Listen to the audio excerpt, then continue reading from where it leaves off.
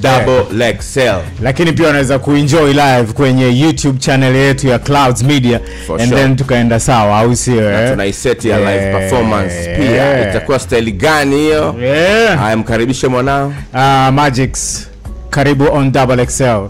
I told you this one.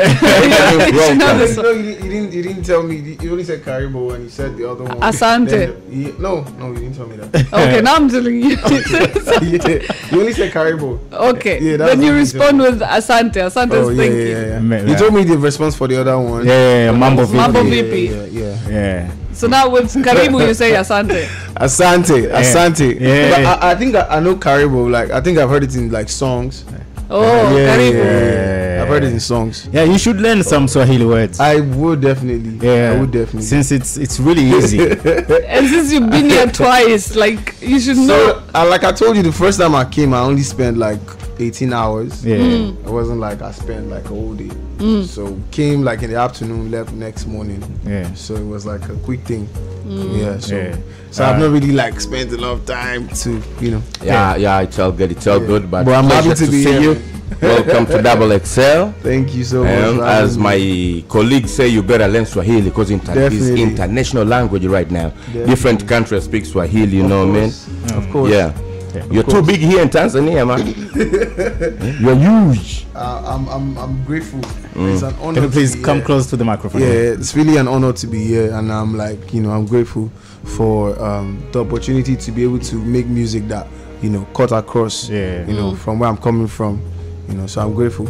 Yeah, and we are happy to have you on Double XL today. Thank you so much. Yeah, we'll be translating what you're saying because it's in Swahili. This is a Swahili station. It's all, most of the medias in Tanzania are Swahili stations. We speak Swahili. Wow. So there's something like that back to in Lagos. We have pidgin radios. But Swahili is our national language. Everybody speaks Swahili. I respect that. It's supposed to be Africa's language because it's the most complete language in Africa. They're teaching it in South Africa already. They're teaching it in Rwanda, Burundi, and different countries. They should teach it in Nigeria. I think it's very popular. Swahili. It's very popular. I hope you had nakupenda sana. No, you ain't even had that. Nah, bro. He didn't even hear. I had the song from Michael Jackson, man. Nakupenda pia, nakutaka pia. So that's Swahili from way back. Nakupenda is I love you. Ukimsikiliza Lil Wayne ngoma zake nyingi anajaribu kusema in Swahili kwamba sijui nini in Swahili, yani naweza kukutukana lakini kwa Kiswahili, you know what I'm saying? Kwa anasema neno hili in Swahili. I was listening to DJ Maforisa's song today. It's Trezo featuring DJ Maforisa. He has a song called Makosa. It's all in Swahili. The whole song is in Swahili. Yeah, I think Yemi Alade has like a also did the Swahili. Swahili too. Or like Lion King, Hakuna Matata. That's Swahili. I know that. I think that's very global. That's very global. I think the Hakuna Matata song is like everywhere in the world. So I think it's global, man.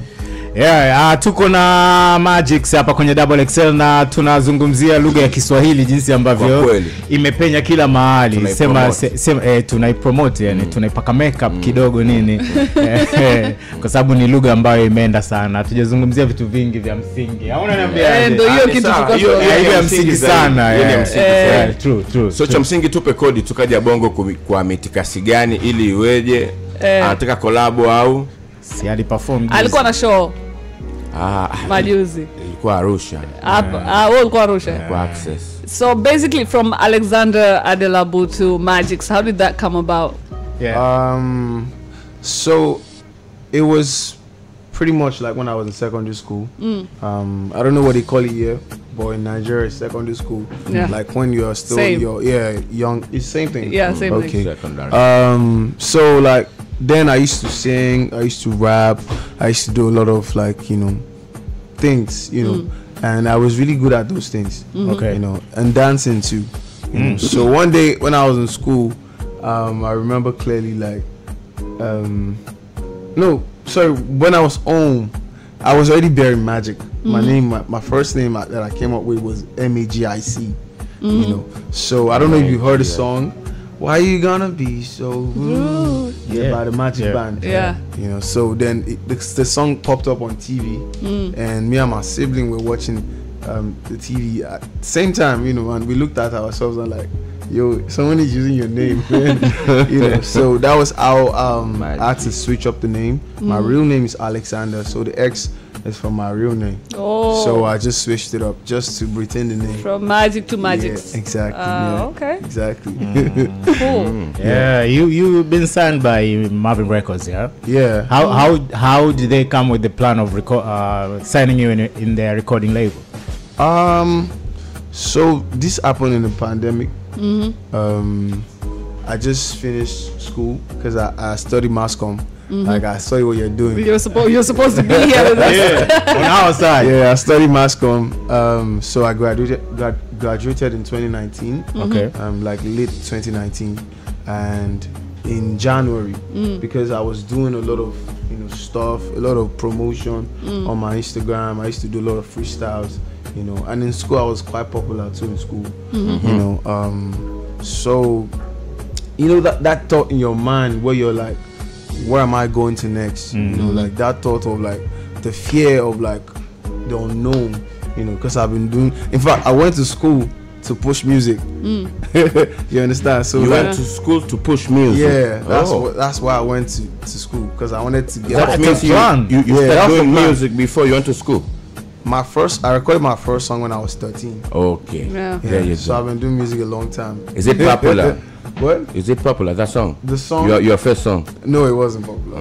It wasn't. But you went to school to push that kind of game of yours. That was my agenda. Here you are right now, man. That was your own plan? Yeah, that was my agenda, to go to school to be more popular.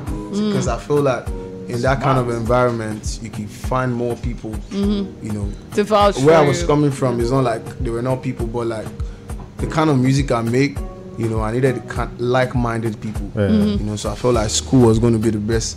So in my head, what I wanted to do was to get popular in school. Yeah. And how was it? So then, and I did it. I won several competitions in school. And that was how I became like very popular in school. So I got reached out to like this, like March. March was when the pandemic started. The lockdown started in Nigeria. I don't know about in Nigeria. It started like 27th March. So I got reached out to like on the 3rd of March 2020 by Don Jazzy. Yeah. So like it was crazy, so that's how it happened. How did it feel? Did you feel like, now I've made it, this guy's DMing me? I mean, that's how you should feel, man. That's how you should feel, man. That's the biggest label in Nigeria. I mean, like if you're not signed to Davido, if you're not signed to Wizkid, if you're not signed to Olamide, if you're not signed to Don Jazzy, like, I mean, those are the top tier labels in Nigeria. But turudishe kibongo kidogo ili kodi muipate bwana Offsa hapa, ama sio? So watu wanaenda shule kwa madhumuni tofauti. Kuna wale wameenda skuli wawe madaktari, kuna wale wametumwa na kijiji, kuna wale, lakini leo nimepata kodi ambayo doesn't kasema smart. Kwamba Offsa alienda skuli akadecide kukomaa kutengeneza umaarufu ama kutengeneza mafans ama kujitangaza kupitia shule na game yake ya music. Japokuwa anasoma masomo, lakini alikuwa na promote game yake ya muziki. Yani huo ndio ulikuwa mpango wake. Huo ndio ulikuwa mpango, hiyo ilikuwa aim. Alisomea mass communications. Hii game ambayo anaifanyia Mina, ndo akaona inafaa kuonea kwa kuifanyia hiyo game, sababu washikaji ambao atatoka hapo ataenda kumpresent, si ndio? Ni kitu poa. Of course, kasema amefanikiwa, ndo maana yuko ambapo yuko sahi. Na bahati mbaya alianza muziki wakati ndo kuna pandemic. Corona ndo imeanza. Mwezi wa 3 mwaka 2019. Alafu mwaka 2020 hapo. Au 21. Ngoma yake ya kwanza ilikuwa ya 13. Na alikuwa anaongelea, unajua ni mmoja kati ya wasanii ambao wamesainiwa na Don Jazzy kupitia mitandao, akiwemo pamoja na Ira Star na yeye, umeona. So ameongelea kidogo alivyojisikia baada ya kuipata DM ya Don Jazzy kwamba oya njoo tarehe 3 March, mwenyewe anaikumbuka kabisa tarehe. Kwa hiyo ndo kitu ambacho amekiongea. Unaambiwa huko Nigeria usiposainiwa na Don Jazzy, Wizkid, Davido na nani mwingine wamemtaja? Olamide. Wewe si kitu bro. Bado unapambana. What about the band? The bunch was signed by Don Jazzy. Oh. Yeah. Don Jazzy signed the bunch. Yeah. Hiyo sasa yule Feza Kesi alisainiwa na Dibanji. Feza Kesi sasa hivi Dibanji ameshakuwa. Asha Kesi on Olamide. Yeah, signed by Olamide. Ni sawa kama Lil Wayne semeza msaini Drake na nini akiwa Young Money wakati kuna YMCMB. They're talking about a Tanzanian artist that's under Dibanji at the moment. Under the bench. Yes, there is a Tanzanian artist that's signed by Dibanji. No, so I feel like Don Jazzy and the bench were like partners too. You know, because it was the first artist, you know, that was under Don Jazzy. So and it was a movement, you know. Nice. Yeah. So but Don Jazzy in the beginning. On the label. Hivi tukiongelea mambo ya kukopi nini? Kukopi. Kabla hatujafika huko Adamu. Tusisogee huko basi. Tusilazimishe. Mbona yeye meneja wake kamkopi Aidan muonekano? Muonekano wa meneja wa Alikiba kabisa meneja yake. Why? It's saying your manager looks like Alikiba's manager.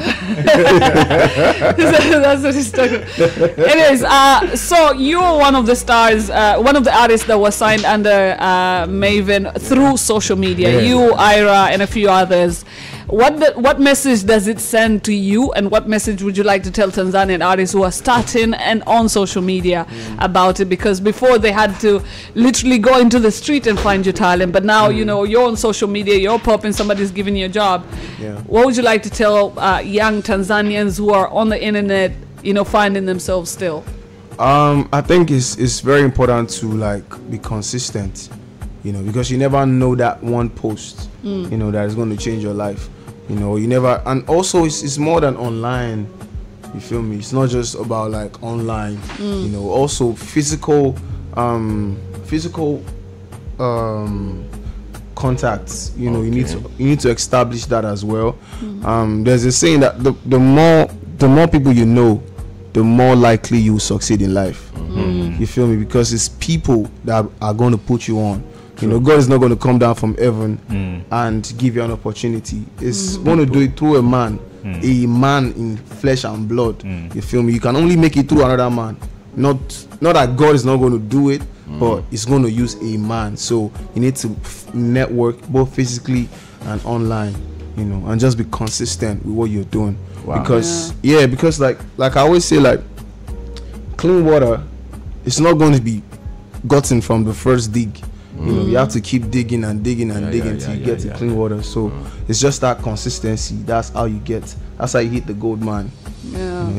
Jomba kaongea vitu vingi sana hapa na zina make sense kichizi.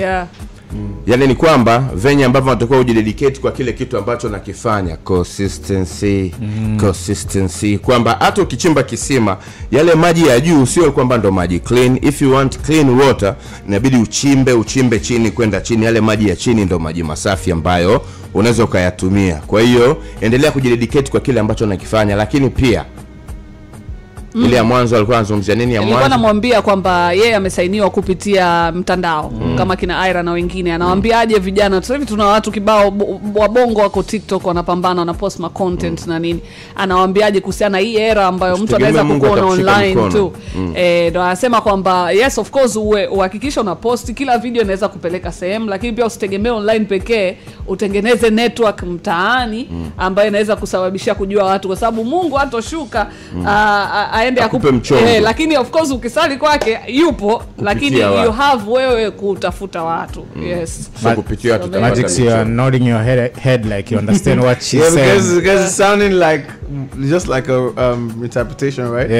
So I could you gotta get it. Yeah, she told me about 21 Savage. Do you know him? No, what do you think she told me about? He's lying. About look like him? Yeah.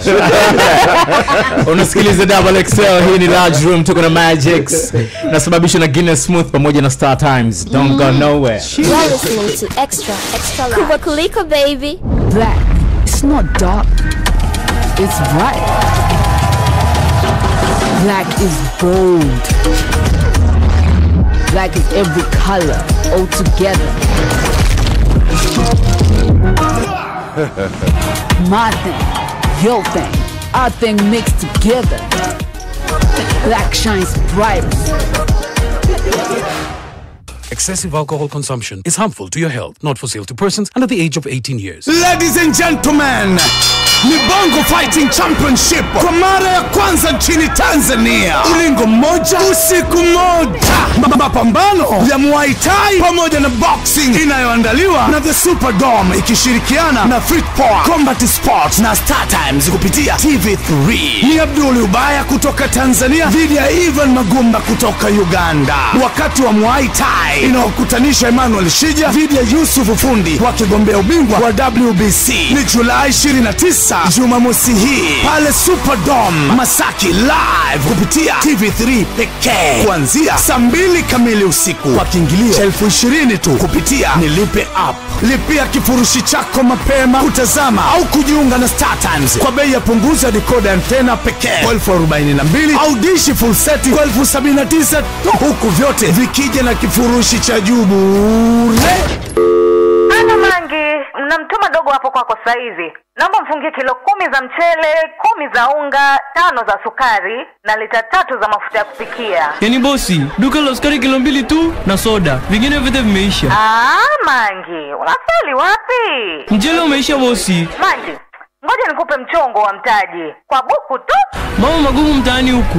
Nipe tu duka lijae. Ndio! Shiriki kuanzia kiasi cha shilingi 1,000 hadi 30,000. Unaweza kushinda kuanzia shilingi 2,000 hadi milioni 6 kila baada ya dakika 5. Na pia unaweza kushinda hadi milioni 70 kila wiki kwenye Mzuka Jackpot. Jumatano hii Clouds TV. Na msimu mzima kuna ushindi wa hadi milioni 400. Jaribu bahati yako sasa kwa kuweka shilingi 1,000 hadi 30,000. Kwenda namba ya kampuni 555111 na kisha weka namba zako 3 za bahati.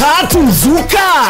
Huku halipotei. Kushinda ni bahati. Chuo cha Mgao Health Training Institute chenye usajili wa ithibati na NACTIVATE kimeanza kupokea maombi ya udahili kwa ajili ya mwezi Oktoba 2023 kwa kozi za Diploma in Clinical Dentistry, Diploma in Clinical Medicine, Diploma in Medical Laboratory, Diploma in Nursing and Midwifery. Uwe na D4 za masomo yasiyo ya dini ikiwemo Physics, Chemistry na Biology. Diploma in Pharmaceutical Sciences. Uwe na D4 za masomo yasiyo ya dini ikiwemo Chemistry na Biology. Diploma in Social Work na Diploma in Community Development. Uwe na walau D4 za masomo yasiyo ya dini au uwe umemaliza NTA Level 4 ya Community Health. Wanaotaka kuhamia na upgraders wanaojiendeleza pia wanapokelewa. Hospitali na maabara bora za kisasa zipo. Ada zao ni nafuu sana kwani zinaanza milioni 1,500,000 na unalipa kwa awamu 4. Chakula kipo na hostel za kisasa zipo. Chagua Mgao Health Training Institute kupitia NACTIVATE application au tuma maombi online kupitia tovuti ya chuo ya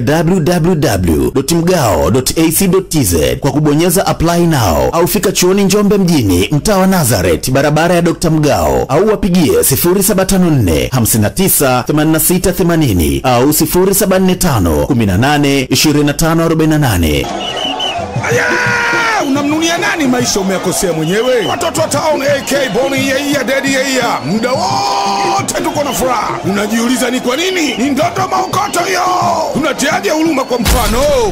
Ndio, hapa kitaa hatulii wala hatutii huruma tena. Ndondo maokoto ndiyo inatupa jeuri mjini. Maana kila siku inatoka milioni 1 na milioni 5 cash mwisho wa wiki. Cheza sasa ndondo maokoto kupitia menyu yako ya Tigo Pesa, Mpesa, Airtel Money na kadhalika. Nenda lipa bill kisha utaweka namba ya kampuni ambayo ni 553111. Itafuata kumbukumbu namba ambayo ni 222. Baada ya hapo utaweka kiasi ambacho ni buku tu. Mwisho utapokea ujumbe wa kuthibitishwa kuwa mkeka wako tayari unasubiri maokoto. Cheza sasa ndondo maokoto, uache kutia huruma kitaa. Ushiriki ni miaka 18 na kuendelea. Cheza kwa kiasi. Ndondo maokoto ni mchezo bomba.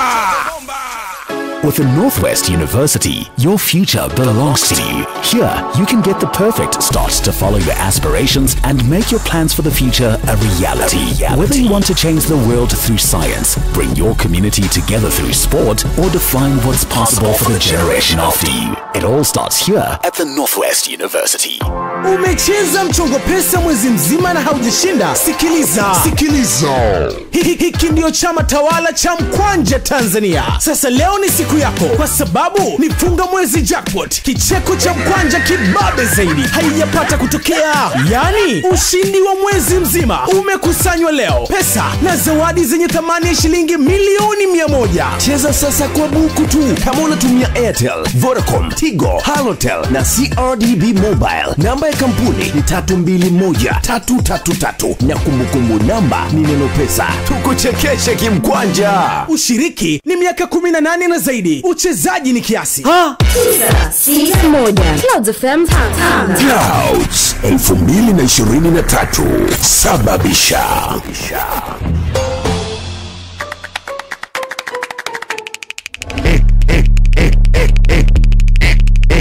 Extra large. A large room kwa hisani kubwa ya Star Times pamoja na Black shines bright.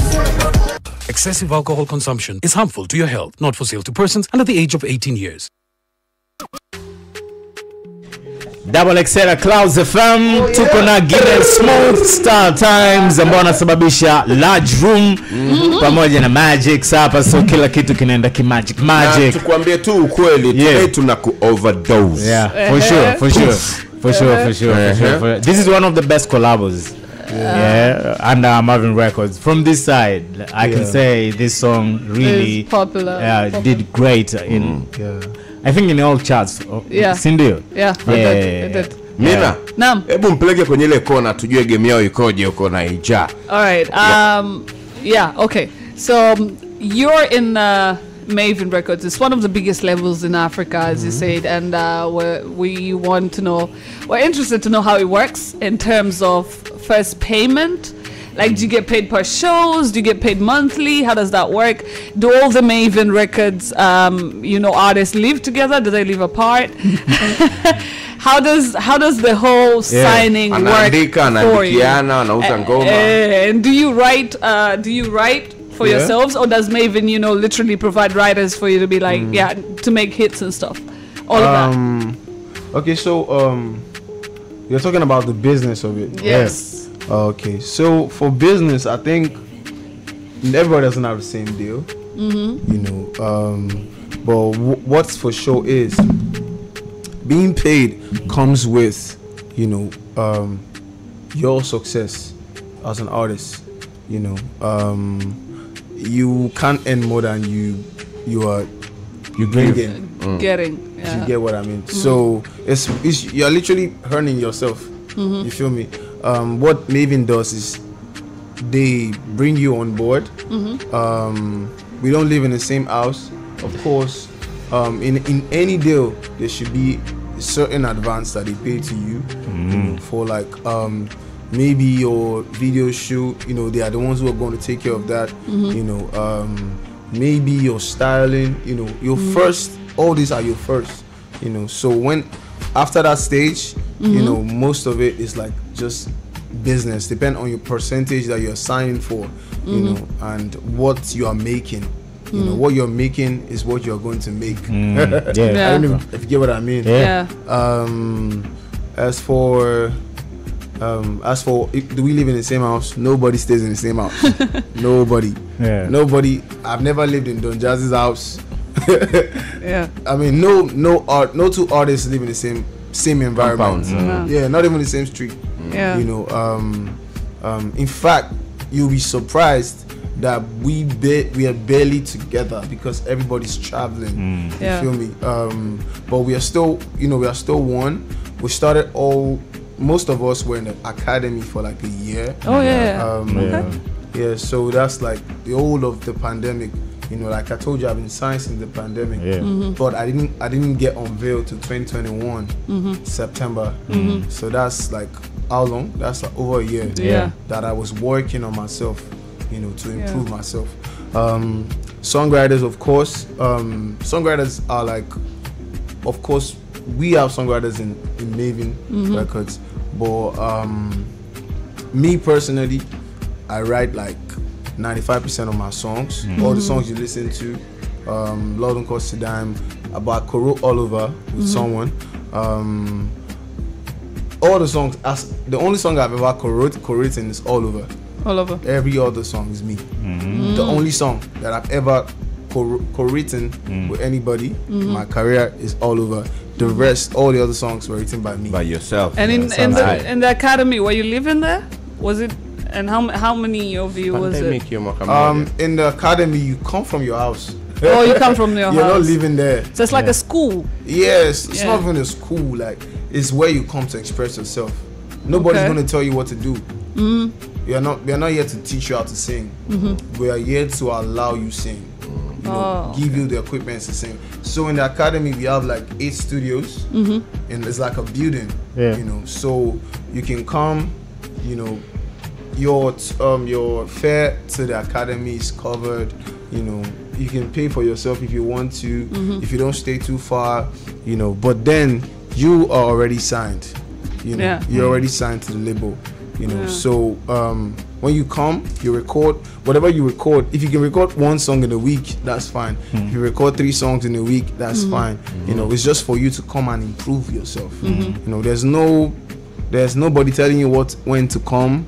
You know, but you have to schedule as well. So that's what it is. Do you have a signing fee? Like when you walked in, there was no humongous money. There's no big money on the table. And how often do you see Don Jazzy? Let's say if I'm in the country, roughly like maybe 3 times.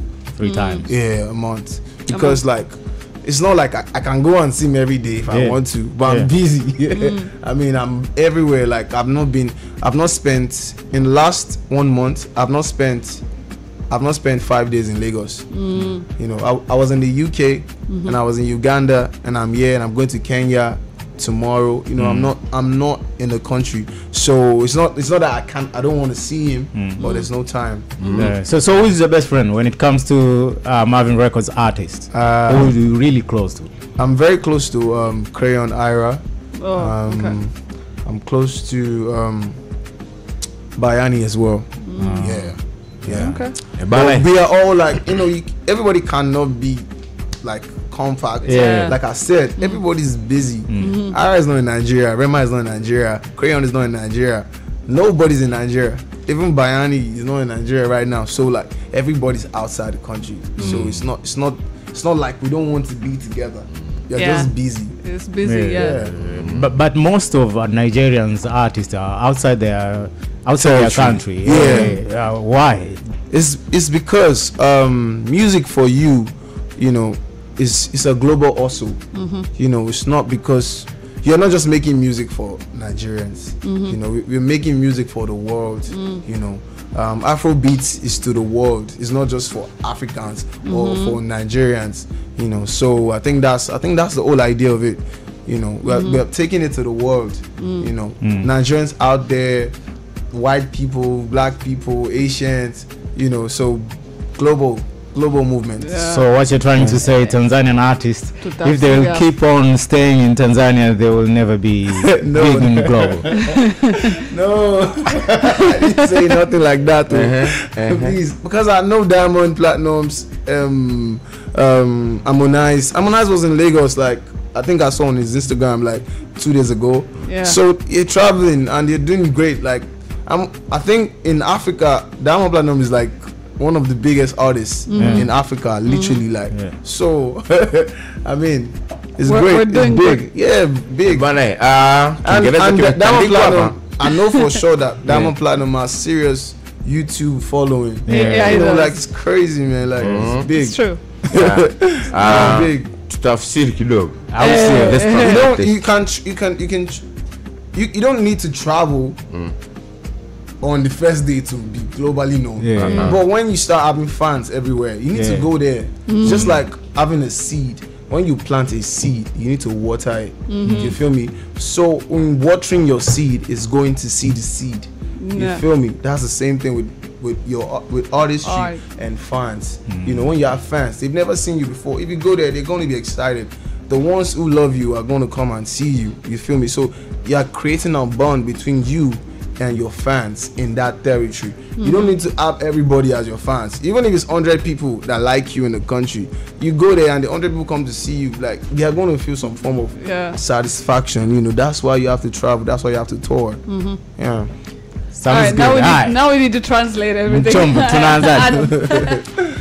Inaanzia mbali kidogo. Mimi nilipomuuliza officer kwenye lebo yao ambao wamesainiwa ni wanalipwa mshahara, wanalipwa kutokana na kazi, je wanakaa sehemu moja, wanapikwa kama chungu kimoja ama vipi? Mjomba kajibu ya kwamba jinsi ambavyo wanalipwa ni kutokana na jinsi ambazo unafanya kazi.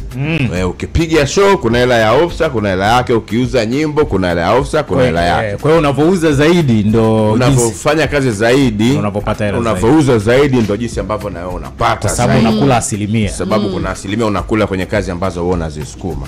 Academy ambayo ipo kuna libanga fulani na studio kama 8 na kule ufundishi kuimba, ila umepewa nafasi ya kuruhusu. Na yeye alikaa hapo mwaka mzima kabla hawajamtoa.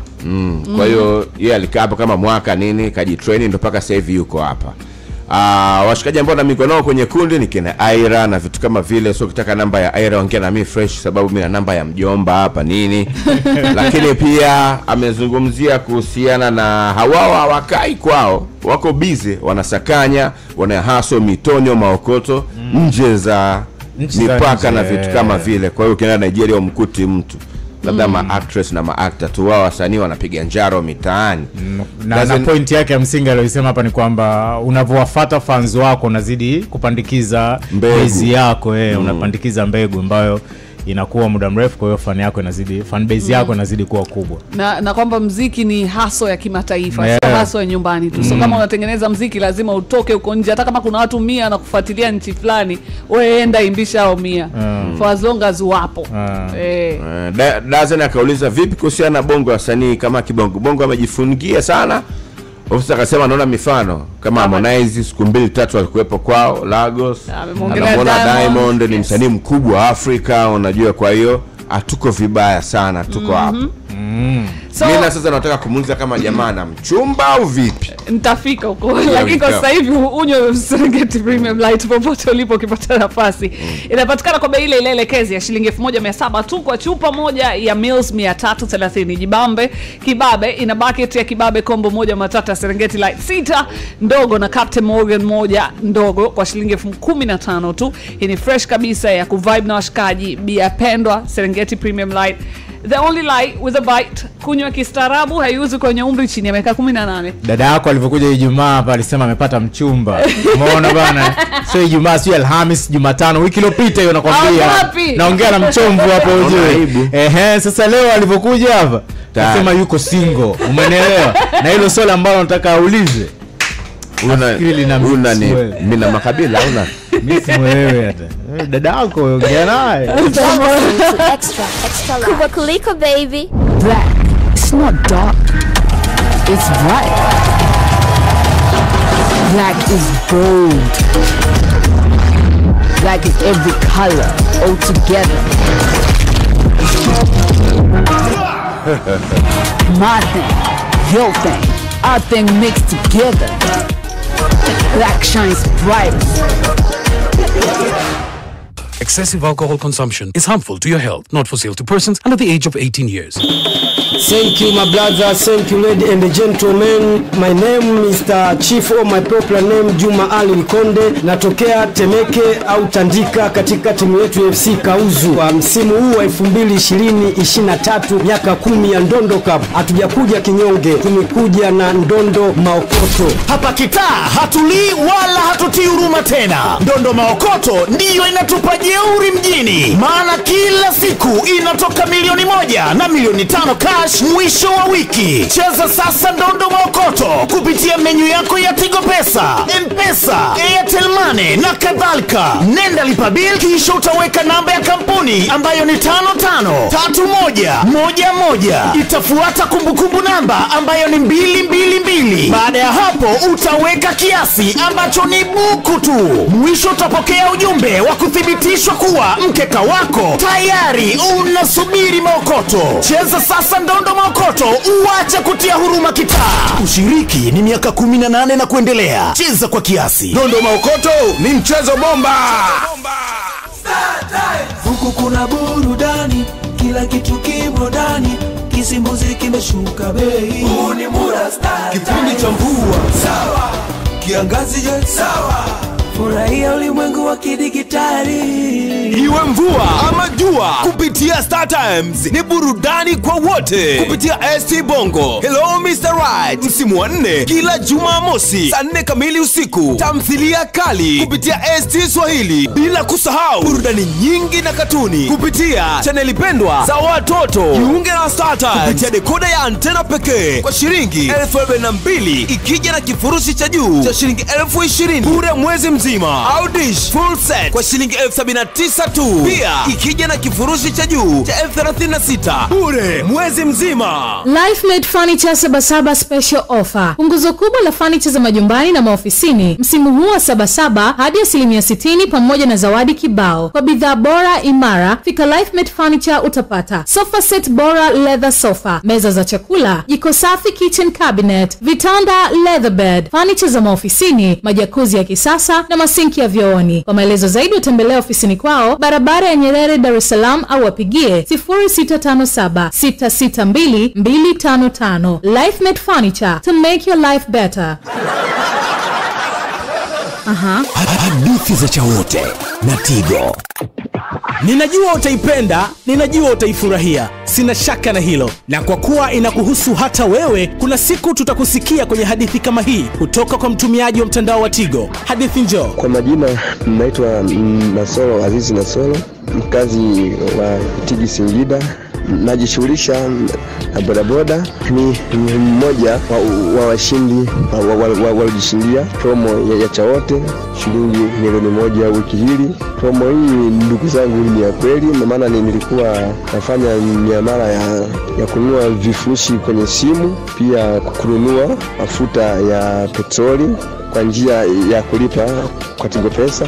Promo hii ndugu zangu ni ya kweli, na washauri wale wote ambao wanatumia Tigo Pesa wafanye miamala mara kwa mara na kununua vitu kwa lipa na Tigo Pesa. Basi inshallah, na kwa siku moja na wenyewe watatangazwa washindi kama nilivyotangazwa mimi leo hii. Hadithi nzuri kama hii, hadithi ya hela, ni hadithi itakayokujia hata wewe mtumiaji wa mtandao wa Tigo, kwa sababu katika msimu huu wa kampeni ya Chawote, unaponunua kifurushi kupitia Tigo Pesa au kulipa bidhaa au huduma kwa njia ya lipa kwa simu kwa lipa namba ya Tigo Pesa, unapata bonus ya dakika, SMS au hata pesa mpaka shilingi milioni 1. Pakua app ya Tigo Pesa au piga nyota 150 nyota 01 alama ya reli ushinde. Hadithi za Chawote na Tigo. You're listening to Extra Live. Kutoka baby. Nje ya Chaki. Nje ndani. It's the biggest story. Nje ya Chaki. Nje ya Chaki na James Turupa yuko hapa kwenye XXL Clouds FM. Large room imekuwa very large. Na maswali ni mengi sana, na muda hautoshi. Magixx kutoka Maven Nigeria yuko ndani ya nyumba na story nyingi tumepiga. So kabla sija kuachia Turupa, acha nimuulize hii swali ya mwisho kuhusiana na views za YouTube kuwa number 1 trending kwa wasanii wa Nigeria huko anapotoka inamaanisha nini? Magixx, in Nigeria, if an artist is like number 1 trending on YouTube, does that mean success? Does that mean, what does it mean? Is it a big deal? So it is a big deal anywhere in the world to be trending number 1 in your region, but in Nigeria is looked at it, you look at it relatively. You know, if for example Wizkid is trending number 1 on YouTube, is expected. I don't know if you get what I mean, because he's a very artist already, so he has influence, so that's automatically going number 1 because Wizkid is big already. Like I said, if you're an upcoming artist and you've never had a hit song before, and you're having a song and maybe it's number 10 on maybe a streaming platform, you know, that's big. You know, it's relative to your success, you know, as an artist. So if for example you've had maybe 10 million streams before. So now you now have 1 million stream on a new song.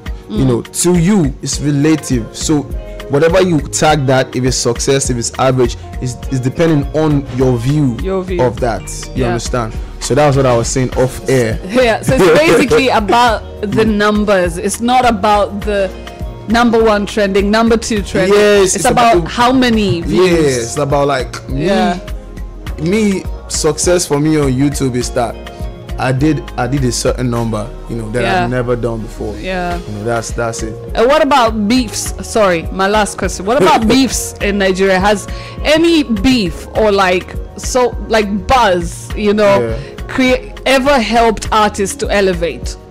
Beefs, having like public fights, and you know, throwing tantrums, throwing things at each other, talking all over. Has it ever helped anyone, any artist, into success in Nigeria? I feel like the business of it needs stop. You know, the business of music needs stop. You know, if because people like drama. You know, so when you bring drama, people want to talk about it. You know, and that sometimes converts the music. But then, what happens for true musicians is that it doesn't last. You feel me? Like that doesn't. You can have that. You can have a moment, you know, by talking a lot. But what builds a long-lasting career is consistent good music. You know, like you can have a moment with having. But it needs to end. A moment. You can have a moment, but not a long career. So the most important thing is, even if you are doing beefs and everything, make sure you have good music.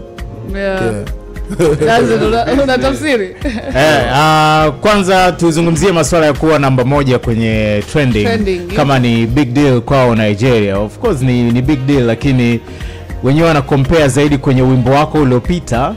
Kama mfano ulikuwa una watu milioni 100 wametazama, and then umeenda alafu una watu milioni 50 wametazama, kwa msanii kwake sio mafanikio. Unajua zile amaona kwamba ilibidi afanye zaidi ili aweze kwenda mbali zaidi, umeona Kwa hiyo ni vizuri msanii akajipima kwa yeye mwenyewe, kwa level yake ambayo amefika, kwamba ilibidi aende mbali zaidi ya kule ambapo alifika kipindi fulani. Na pia ni views ni ngapi? Sio namba 1 trending, namba 2 unaweza kuwa namba 1 lakini views ni ngapi? Na pia tukauliza kuhusiana na mabifu, kama amewahi kusaidia wasanii wote. Anasema of course mabifu huwa yanatumika hapa na pale kutengeneza buzz, kwa sababu kwenye muziki watu inabidi wakuongelee, na sometimes wakikuongelea wanaenda kwenye muziki wako, lakini sio kitu cha kukitegemea. Inabidi kiende kipite, kutokana na kwamba inabidi kama una mabifu tu afu muziki mbovu, si ndio? Kuna time watu wanachoka. Kwa hiyo inabidi uwe na kabifu kidogo, lakini muziki uweke consistent kwamba ni mzuri. Na uwe ni muziki mzuri kila siku. Maintain. James. Oh yeah. What's going on, my brother? You're such a fan of football? Yeah. Okay. Which team? I'm a Real Madrid fan, but Real Madrid. I haven't been watching football for like since I got on Bill. I've been doing all this, you know. It's not been consistent with football. But I still have general knowledge, you know. Congratulations, of course, you guys been very much popular in football. Especially when you raise those kids, Bukayo Saka, Nwankwo Kanu, JJ, your coach, Nigeria. For such a long time, I've been very pleased. Terrible Westy. Of course, Okocha, people are coming from Nigeria to abroad, Italia, France, and so. So I want to know, how is serious football industry in Nigeria? And you guys sometimes are proud of the products from Nigeria to the world. I think it's foundational. You know, I think it's a mentality thing. Nigerians always celebrate, you know, what we do. You know, so it's important that you are proud of what you do, because it's when you're proud of what you do, it's just like energy. You know, people contact off your energy, you know, off your, you know, your people, you know. And when you want to put out, when you are behind something, you support it. You know, like for example, Osimhen is big in Nigeria. Everybody's talking about Osimhen right now. Like Victor Osimhen is popping up, you know, like. And when it came to Nigeria, like recently, and the whole country's happy, you know, he's making us proud in Napoli. and you know, it's amazing. You know, just the country getting behind that player, you know, supporting them, you know, it's very important. Sure. Before pre-season, I saw a lot of players that come back to Nigeria from abroad. I saw Bukayo Saka went there. I saw Kylian Mbappe from France to Cameroon. I saw Gini from Holland to Senegal. I saw a lot of people coming now from abroad, especially European countries to Nigeria. What is going on from people from abroad coming back to elders? Is there something like Pan-Africanism movement? No. No, so when you come back, it's more like showing respect to people who are under your comment sessions, telling you that you are great, you are doing a great job. Just like touring. You see Ronaldo, when he finishes the season, he's going to China, he's going to Hong Kong because he has a huge fan base there. You know, so it's just like for an artist touring. You know, you want to meet your fans physically, you want them to see you physically. So artists, footballers, they have fans. Artists before and footballers before and footballers now. The difference between footballers before and footballers now, I think, is just the fact that they are more aware that they are also like celebrities. You know, so you have to move like that. You know, so going to different countries where you know that you have a huge fan base is very important for, like, you know, for the strength. You know. Inabidi utafsiri muda wenyewe umeisha. Of course, anachokimaanisha ni kwamba nimemuuliza kwa nini wachezaji wengi sana hivi karibuni wanasafiri kutoka huko kwao Europe wanakuja huko kwenye wanasema mother countries, Nigeria, Ghana, Senegal na kwingineko. Wanasema kwamba kwanza ukishakuwa na fan base kubwa lazima urudi kwenye hiyo fan base, kwa maana ya ukishakuwa na washabiki wengi. Lakini pia wachezaji wa siku hizi tofauti kidogo na wa zamani. Wa siku hizi wanafahamu kwamba tofauti na kucheza tu mpira, ila wana mahusiano mengine ya kibiashara na kina vitu vingine vingi, inabidi warudi kwa ajili ya kupata baraka. Lakini nimemuuliza namna ambavyo Nigeria imekuwa kiwanda kikubwa sana kwenye football industry. Anasema kwamba of course wamekuwa na foundation nzuri, msingi. Ndio maana unaona wale kina Taribu West, Nwanko Kanu, sijui Babangida, sijui nini, wanatoka chini wanaondoka. Kwa hiyo of course ni kitu ambacho Tanzania inabidi tukichukue kutengeneza watoto chini ili tupate mazao kwenda juu. Na kucelebrate vitu vizuri kutoka kwao ni kawaida yao, au sio? Time yetu imekata. Kama ule Mandonga lakini tumsamehe. Mandonga kupigana tulisema lakini sasa naona next time utaniletea jini, lakini mtu kazi nipo. Lakini nakumbuka tulizungumzia kule kwa Kings Music kwamba hii kama sio sawa hivi pambano mawili. Of course Juma, nadhani kesho tutakuwa na story yake. Sawa. Tunaendelea kuspice on na Captain Morgan Gold. Pale ambapo unajibamba kibabe, pata Captain Morgan Gold ndogo moja ya chaguo lako, either na bia 6 za Serengeti Light. Itakuwa noma sana. Hii unaendelea kabisa kuspice on na wana. By the way, unaweza kuspice on anytime Captain Morgan Gold kwa bei elekezi ya shilingi 5,000 tu kwa chupa ndogo ya 200 mils. Haiuzi kwa wenye umri chini ya miaka 18. Tafadhali kunywa kistaarabu. Magixx, thanks so much for your time. Appreciate you. Karibu tena Tanzania. I'm sure next time you come you'll be speaking some Swahili words. Yeah. You got it for right. Sure. Kibegi cha Simba part 2 is on the way coming. Okay. So the question is, kina nini ndani? Sawa. Anything to say to your fans? I want to say big shout outs to everyone who's supporting my music. I really appreciate you. And like, aside from just thanking you guys, like if you have anything you're like going through, like just know like life is in phases. Nobody's ahead of you. You're not behind anybody. You're just going on your own journey. Big shout outs to you, man. Yeah. All right. That's beautiful. Yeah. Thank you very much. That's very nice. Yeah. Magixx kutoka Mayfield Records ndo ambaye alikuwa studio leo kwenye XXL large room. Thank you so much for tuning in. My name is Mina Ali. Twangala Twizy Bidazin right here. Turpa mzee wa Ndondo Maokoto na Adam Chomvu na ODG.